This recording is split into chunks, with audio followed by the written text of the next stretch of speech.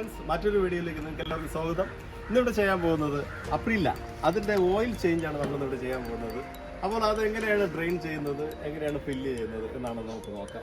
അപ്പോൾ അതിനാവശ്യമായി വരുന്നത് ഒരു ബേസാണ്, അതുപോലെ തന്നെ ഒരു പ്ലെയർ, പിന്നെ 24-ൻ്റെ ബോക്സ്, ഒരു ലിവർ, അല്ലെങ്കിൽ 24 റിങ്സ് ആയാലും മതിയാവും. എങ്കിലും ഏറ്റവും നല്ലത് ഉചിതമായി വരുന്നത് ബോക്സാണ്. അപ്പോൾ നമുക്കത് എങ്ങനെയാണ് ഡ്രെയിൻ ചെയ്യുന്നതെന്ന് നോക്കാം. ഓക്കെ, ഇതിൻ്റെ അടിയിൽ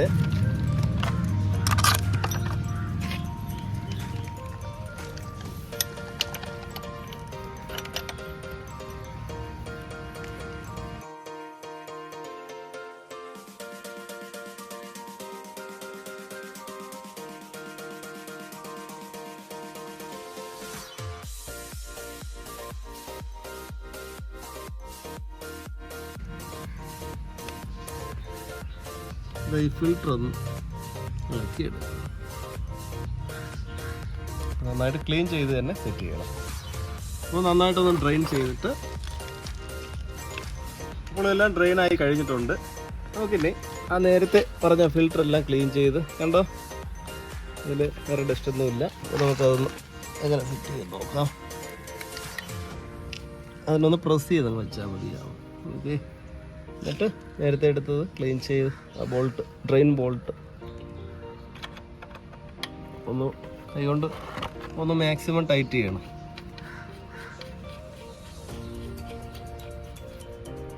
ഇനി ലിവർ വെച്ച് നമുക്ക് 24-ൻ്റെ ബോക്സ്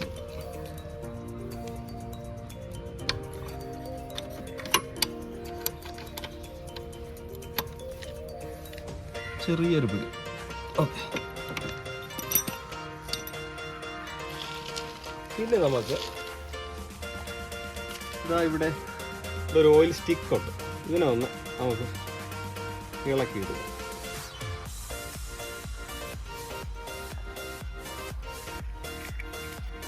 കണ്ടോ, പിന്നെ ഇതിൻ്റെ ഈ വാവട്ടമൊക്കെ തുടച്ച്. അപ്പോൾ നമുക്ക് ഞാൻ ഒഴിക്കുന്നത് കാസ്ട്രോളിൻ്റെ 10W30 ആണ് ഞാൻ ഒഴിക്കുന്നത്. ഇതിന് 700 മില്ലിയാണ് നമുക്ക് ആവശ്യമായിട്ട് വരുന്നത്. ഇതിപ്പോൾ 800 ml ഉണ്ട്. നമുക്കതിൽ കുറച്ച് മിച്ചം പിടിക്കേണ്ടതായിട്ടുണ്ട്. അപ്പോൾ നമുക്ക് ഈ ഓയിൽ എങ്ങനെ ഒഴിക്കുമെന്ന് നോക്കാം. ഇതിനെ വന്നത് ഇങ്ങനെ ഇഷ്ടപ്പൊന്ന്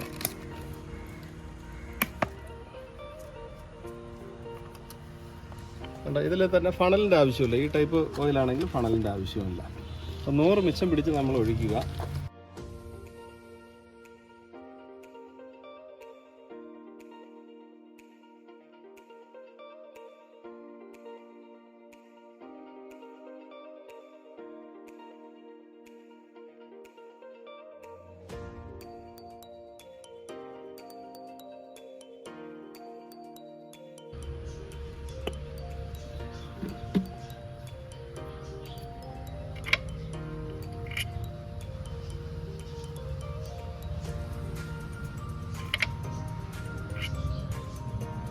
കണ്ടോ, ഇപ്പോൾ 750 മില്ലി വരെ ഞാൻ ഒഴിച്ചിട്ടുണ്ട്.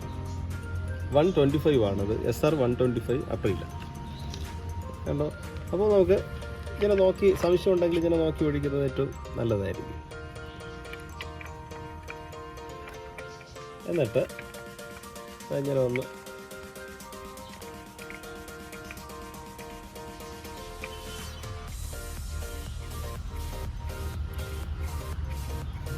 ഓയിൽ കൂടിയാൽ പ്രശ്നമാണ്. കാരണം ഇതിൻ്റെ ഓയിൽ സീലൊക്കെ പോകാൻ ചാൻസ് ഉണ്ട്, കംപ്രഷൻ കൂടി. അപ്പോൾ ഓയിൽ കൂടാനും പാടില്ല. നമ്മൾ ലെവല് നോക്കി ഒഴിക്കുന്നത് ഏറ്റവും നന്നായിരിക്കും. പിന്നെ സ്ഥിരം ഒഴിക്കുന്നവർക്ക് പ്രശ്നമില്ല. നമുക്ക് ആ ഒരു ഐഡിയ കിട്ടും, എത്ര ഓയിലാണ് ഇതിന് ഒഴിക്കുന്നത്, എത്രയാണ് അളവ് വരുന്നത്. ഓക്കെ, അപ്പോൾ നിങ്ങൾക്ക് ഈ വീഡിയോ ഇഷ്ടപ്പെട്ടു എന്ന് ഞാൻ വിശ്വസിക്കുന്നു.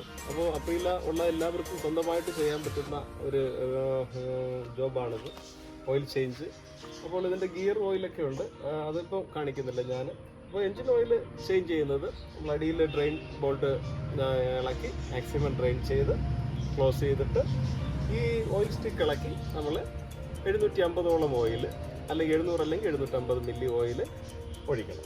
ഓക്കെ, അപ്പോൾ ഈ വീഡിയോ നിങ്ങൾക്ക് ഇഷ്ടപ്പെട്ടു എന്ന് ഞാൻ വിശ്വസിക്കുന്നു. നിങ്ങളുടെ എല്ലാ അഭിപ്രായങ്ങളും നിർദ്ദേശങ്ങളും കമൻറ്റ് ബോക്സിൽ രേഖപ്പെടുത്തണം. മാത്രമല്ല, സബ്സ്ക്രൈബ് ചെയ്യാത്തവരുണ്ടെങ്കിൽ സബ്സ്ക്രൈബ് ചെയ്യണം, ഷെയർ ചെയ്യണം, ലൈക്ക് ചെയ്യണം. നിങ്ങളുടെ എല്ലാ സപ്പോർട്ടും പ്രതീക്ഷിച്ചുകൊണ്ട് മറ്റൊരു വീഡിയോയിൽ കാണുന്നത് വരെ താങ്ക്സ് ഫോർ വാച്ചിങ്.